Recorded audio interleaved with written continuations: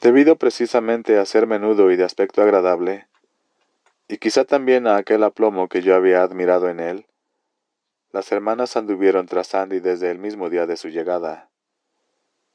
Si esto fuera un cuento de hadas, diría que Andy libró una gran batalla hasta conseguir que le dejaran en paz. Me gustaría poder decirlo, pero no puedo. La cárcel no es un paraíso de color de rosa. Le cayeron encima por primera vez en la ducha a los 3 días de haberse unido a nuestra pequeña y feliz familia. Creo que la primera vez fue solo cuestión de bofetadas y cosquillas. Les gusta tantear un poco antes de dar el paso decisivo, como a los chacales, para averiguar si la víctima es tan débil y desvalida como parece. Andy se defendió y le partió el labio a una de las hermanas, un tipo grande y corpulento llamado Bugs Diamond, que se fue hace muchos años, nadie sabe a dónde. Antes de que la cosa llegara a más, intervino un carcelero, pero Bugs prometió que ya le agarraría por su cuenta, y lo hizo. La segunda vez fue en la lavandería, detrás de las lavadoras. En el transcurso de los años han pasado muchas cosas en ese largo, sucio y estrecho rincón. Los carceleros lo saben perfectamente y hacen la vista gorda.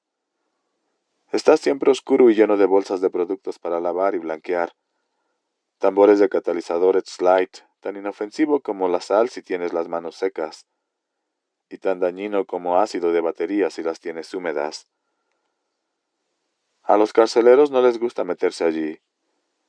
No hay espacio para maniobrar, y una de las primeras cosas que les enseñan cuando vienen a trabajar a un lugar como este es a no permitir jamás que los presos les acorralen en un sitio sin retirada posible. Aquel día no estaba Bugs, pero Henley Backus, que había sido el encargado de la lavandería desde 1922, me contó que sí estaban 4 de sus amigos. Andy les mantuvo a raya un rato, con una palada de X-Lite amenazándoles con tirárselos a los ojos si se le acercaban más. Pero al intentar retroceder para rodear 4 sacos de wash, tropezó y se acabó. Se le echaron encima. Creo que el término violación múltiple no ha cambiado mucho de una generación a otra. Fue lo que le hicieron a aquellas 4 hermanas. Le pusieron sobre una caja de cambios y uno de ellos le colocó un destornillador en la sien mientras conseguían lo que querían. Te desgarro un poco, pero no demasiado. Preguntarán si hablo por experiencia personal. Ojalá pudiera decir que no. Sangras durante un tiempo. Si no quieres que algún payaso te pregunte si estás con el periodo, toma papel higiénico y póntelo a modo de compresa hasta que la hemorragia cese. Realmente es como flujo menstrual. Se prolonga durante 2 o quizá 3 días. Un lento goteo, luego se corta. No queda ninguna lesión a no ser que te hayan hecho algo más inhumano aún. No queda lesión física, pero la violación es la violación, y al final tienes que volver a mirarte al espejo y decidir qué hacer de ti mismo. Andy pasó todo eso solo, de la misma forma que lo pasaba todo por entonces.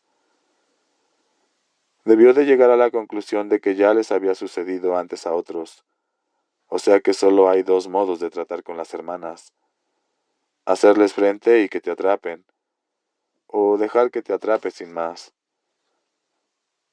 Andy decidió hacerles frente. Cuando Bugs y 2 colegas suyos le buscaron 2 semanas, o así después del incidente de la lavandería, creo que te forzaron, dijo Bugs según Ernie, que andaba por allí en aquel momento. Andy luchó duro con ellos. Le rompió la nariz a un tipo llamado Roster McBride, un campesino duro que estaba en la cárcel por haber matado a golpes a su hijastra. Me complace informar que Rooster murió aquí, en Chirona. Le agarraron entre los 3. Una vez conseguido, Rooster y el otro sujeto, no estoy muy seguro, pero puede que fuera Pete Burns, Le obligaron a ponerse de rodillas. Bugs Diamond se colocó entonces frente a él. Bugs tenía por entonces una navaja de mango nacarado y las palabras Diamond Pearl grabadas a ambos lados de la misma. La abrió y dijo: «Ahora me bajaré la cremallera, caballero, y tú tomarás lo que voy a darte para que te lo tragues. Y cuando hayas terminado de tragar lo mío, entonces tragarás lo de Rooster. Me parece que le has partido la nariz y creo que debe recibir alguna compensación. Te advierto que si me metes algo en la boca, sea lo que sea, te quedarás sin ello». Ernie me contó que Bugs miró a Andy como si estuviera loco. «No», dijo Bugs, hablándole muy despacio, como si Andy fuera un niño tonto. «No me has entendido bien. Si haces algo parecido, te hundiré esta navaja en el oído hasta la empuñadura, ¿entiendes?» Entendí perfectamente lo que dijiste antes, pero creo que tú no me has entendido a mí. Morderé cualquier cosa que me metas en la boca. Puedes meterme esa navaja en los sesos, claro, pero has de saber que una lesión cerebral súbita hace que la víctima orine, defeque y muerda con todas sus fuerzas, y todo simultáneamente. Alzó la cara hacia Bugs, sonriendo con aquella leve sonrisa suya, según dijo Ernie, como si los tres individuos le hubieran estado hablando de acciones y obligaciones en vez de haberle estado golpeando como bestias. Como si llevara uno de sus elegantes trajes 3 piezas de banquero en vez de estar de rodillas en un cuarto trastero con los pantalones en los tobillos y la sangre goteándole muslos abajo. De hecho, siguió diciendo Andy, creo que el impulso reflejo de morder es tan intenso algunas veces que a las víctimas tienen que abrirle las mandíbulas con una palanca. Aquella noche de finales de febrero de 1948, Bugs no metió nada en la boca de Andy, y tampoco lo hizo Rooster McBride. Y que yo sepa, ningún otro tipo lo hizo tampoco. Lo que hicieron los tres fue golpearle hasta dejarle casi muerto, y los 4 acabaron en confinamiento solitario. Andy y Rooster McBride lo hicieron a través de la enfermería. ¿Cuántas veces le forzaría a aquella peculiar banda? No lo sé. Creo que Rooster perdió bastante pronto las ganas. El estar con la nariz escayolada durante un tiempo puede producir esos efectos en un tipo. Y Bugs Diamond renunció aquel verano, de repente.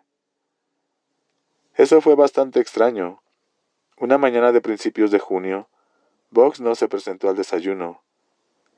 Se le echó de menos al hacer el recuento, y le encontraron en su celda todo magullado.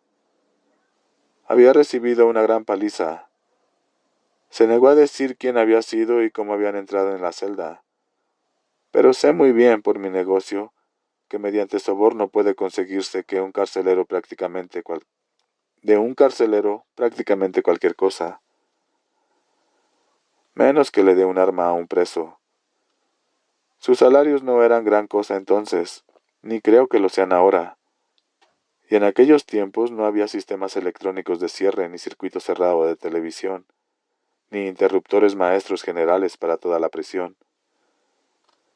En 1948, cada pabellón de celda tenía su propio llavero. Podía sobornarse fácilmente a un carcelero para que dejara a un tipo, o a unos cuantos, entrar en el pabellón, y sí, ¿por qué no?, para que le dejara entrar en la celda de Diamond. Claro que un trabajo de ese tipo tuvo que costar un buen montón de pasta. No según la escala del mundo exterior. No, la economía carcelaria corresponde a una escala mucho más reducida. Cuando llevas aquí un tiempo, un billete de $1 en la mano te parece el equivalente a uno de 20 fuera.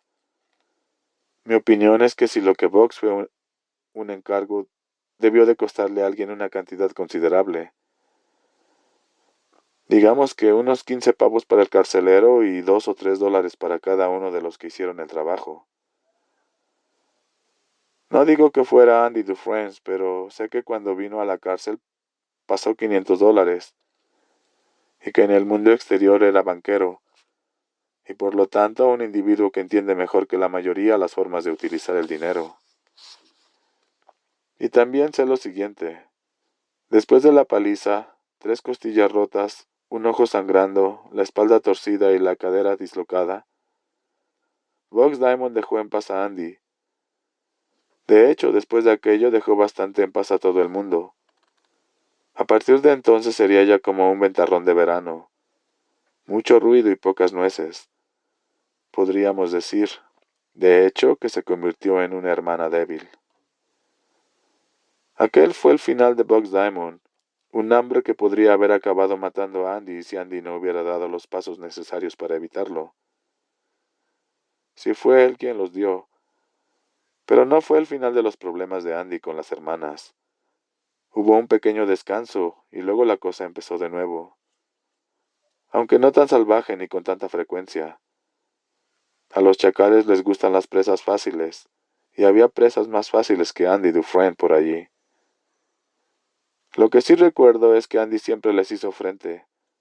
Supongo que sabía que si una vez les dejas tomarte sin luchar, eso hace mucho más fácil permitirles salirse con la suya sin luchar la próxima vez. Así que de vez en cuando Andy aparecía con magulladuras en la cara y 6 u 8 meses después de la paliza Diamond, le rompieron 2 dedos. Ah, sí, no sé cuándo exactamente, a finales de 1949, mandaron a un tipo a la enfermería con la mandíbula rota. Resultado casi seguro de un golpe propinado con un buen pedazo de tubería con un extremo envuelto en trapos. Andy siempre devolvía los golpes, y como resultado pasaba bastante tiempo en confinamiento solitario. Pero no creo que el estar incomunicado fuera para Andy tan duro como para la mayoría. Él estaba a gusto solo. Andy se adaptó a las hermanas, y luego, en 1950, los ataques de las hermanas cesaron casi por completo. Pero esa es una parte de mi historia a la que volveremos a su debido tiempo. En el otoño de 1948, Andy se acercó a mí una mañana en el patio y me preguntó si podía conseguirle una docena de paños para piedras. ¿Qué diablos es eso?, le pregunté. Me dijo que así era como le llamaban los aficionados a coleccionar piedras. Eran paños de pulimentar aproximadamente del tamaño de los paños de cocina. ¡Oh! ¡Malditos paños! Eran lijas de pulimentar aproximadamente del tamaño de las toallas de cocina. Estaban guateados y eran suaves por un lado y ásperos por otro. El lado suave como papel de lija de granulado pequeño y la parte áspera casi tan abrasiva como las virutas de acero. Andy tenía también una caja de esas virutas en la celda, aunque no se la había proporcionado yo. Imagino que se la agenció en la lavandería de la cárcel. Le dije que creía que podríamos conseguirlos y al final se consiguieron en la misma tienda en la que había comprado su martillete. Yo pensé que en la que había comprado los paños.